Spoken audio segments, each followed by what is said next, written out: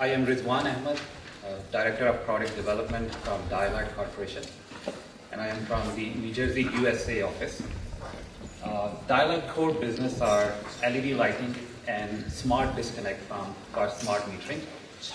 And today I am going to talk about smart metering, and I am well qualified to do that because we manufacture one of the key elements of smart meters that will help us to reduce and manage the energy demand in UK and the other countries in the world. Let's first look at the global energy demand. The government projections from different countries, if you sum them up, then the projections are that there will be 2 billion more people on our planet by 2025. And if we do the math on the energy consumptions, that means that the energy will be rise by 54% by 2030.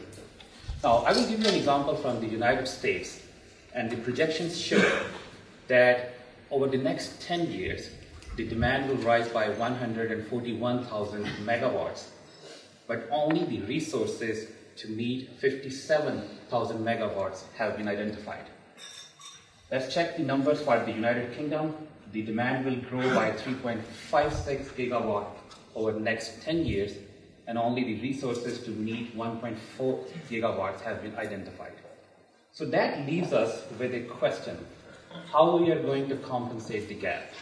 How we are going to manage the dwindling energy and the resources of the energy? So the answer is smart grid, and the heart of the smart grid is smart metering. So which is the early driver for the smart grid. Another reason smart grid we talk about a lot is the aging grid infrastructure that needs some attention and needs some intelligence. Now, if I use my cheat sheet and I will give you an example from the August 2003 blackout in US that actually affected the northeast corridor of the United States.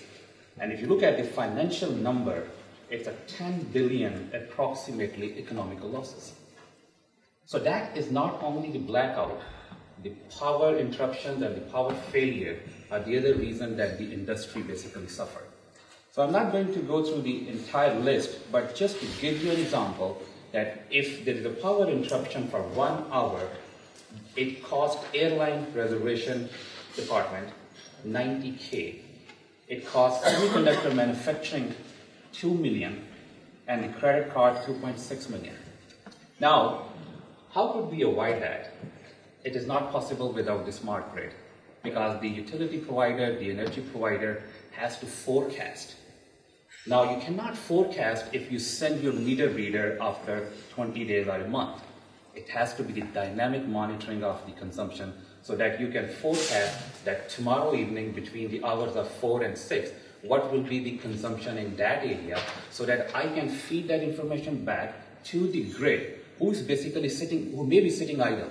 A research shows that in US, the 10% of the power plant just sit idle because the engineers develop the system from reliability point of view, does not mean from the efficiency point of view. So meters are the gateways who can aggregate the data, can feed back, and the forecasting is done, is possible. Now, I'm not going to go through the definition of smart grid, smart meters, we all know about that, but the key term is, it's the Internet of Energy. So Internet is the buzzword which we all heard in 1990s when the Internet booming happens. So that's exactly smart grid, smart meters, and advanced metering infrastructure. Smart meters is the first key driver that will drive the smart grid, and then the demand response will be the mid-term driver, and then later on the advanced transmission and distribution will come in the picture and will complete a good family, and then we will be talking about the home area networking, the controlling the lights or the appliances at your home. Why smart metering?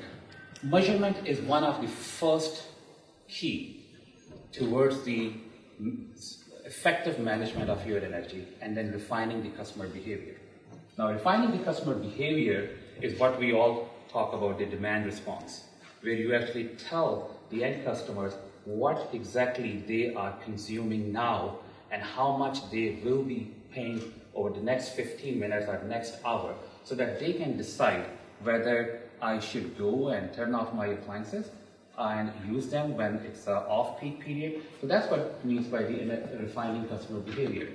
So that means you have to have visibility to your customers, and you have to have the visibility to the energy provider. So both ends can see and can take advantage of that. Advanced metering infrastructure and smart metering, sometimes people interchange the words. It gives you time differentiated information. And the research shows that you can basically reduce the energy by 4%. That's a global numbers.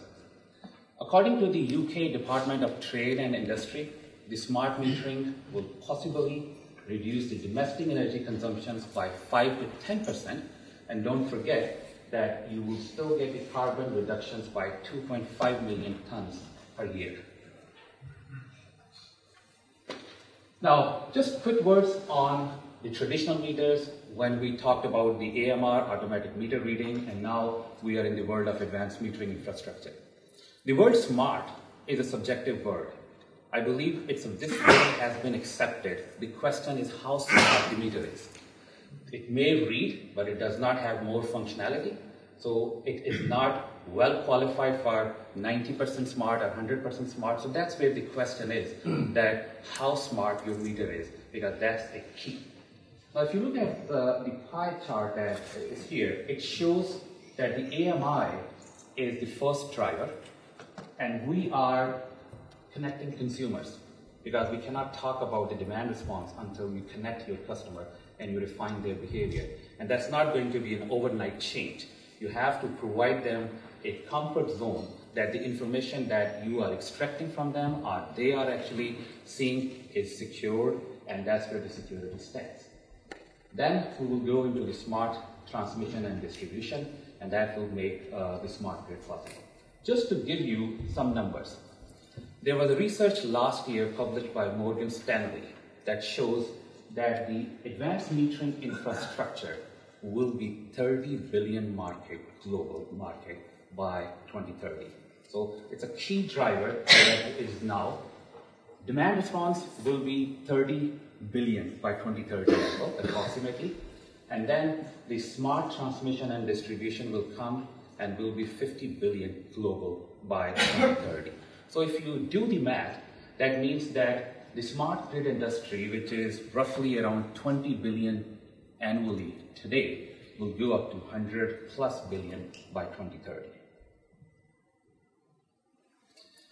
Smart meters, advanced metering infrastructures. Basic functionalities are advanced functionalities. What those functionalities are?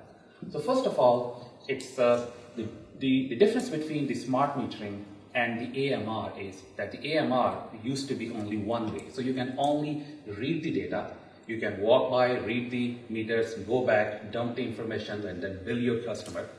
Or you use the fixed network like Itron used to use in the United States, but it's not a two-way. So you cannot communicate to your customers, and you cannot tell them or show them visually what they are consuming.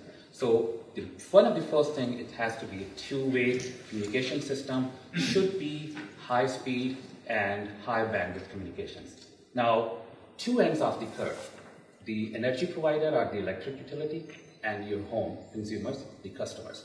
So from the electricity provider, you can dynamically monitor them and can price the electricity to customer and leave it up to them for a while to see how they refine their behavior.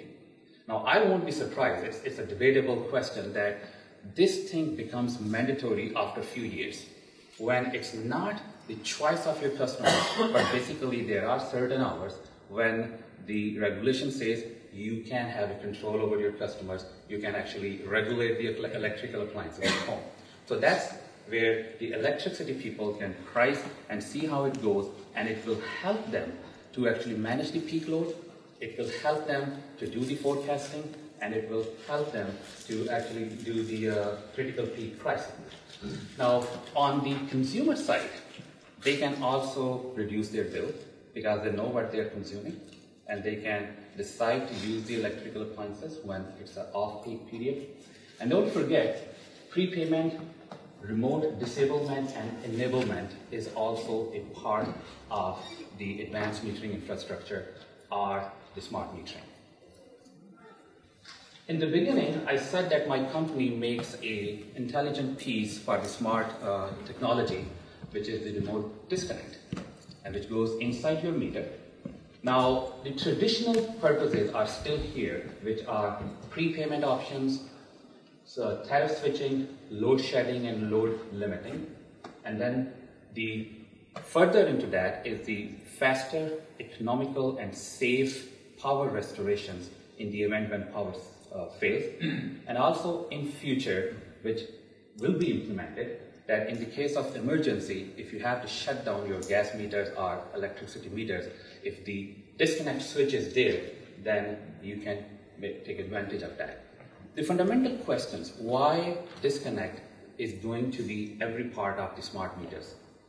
One of the logical answers is that we all talk about empowering your customer now, but you cannot do that until they leash. You cannot leave them leashless. There has to be control over your customers. And then the prepayment, in the United States there are programs and there will be programs that the customers will be asked whether they want to participate in prepayment, because your bill or energy tariff will go a little bit down. So there will be incentive for that. You cannot have a prepayment until you have a disconnect in that.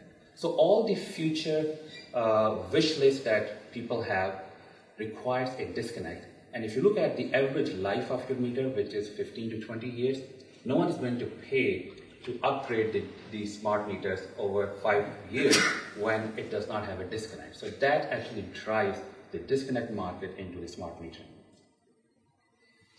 UK and smart metering, 47 million meters in 26 million UK properties. Now in 2008, the UK government, the ECC, announced its intention to mandate the rollout of smart metering and wish to have the UK homes have smart meters by 2020. Mass rollout is likely to begin in late 2011 and early 2012. And if you do the math on the how big the scheme is, it's 8 billion pound scheme. There are challenges. One of the challenge is that if you compare the US market with the UK market, in the US market, there is no competition among the electric provider, the energy provider or the electric utilities. So no two electric utilities have an access to the same customer. But this is not the case in the United Kingdom. Here we have multiple access to the electrical, to the providers. We can adjust, we can change the tariff switching, and we can change the provider over 28 days, I believe. So that leaves us with a challenge that there has to have a central system. There has to have a central platform to deliver the smart metering for the, in the United Kingdom. And that means a central communication system.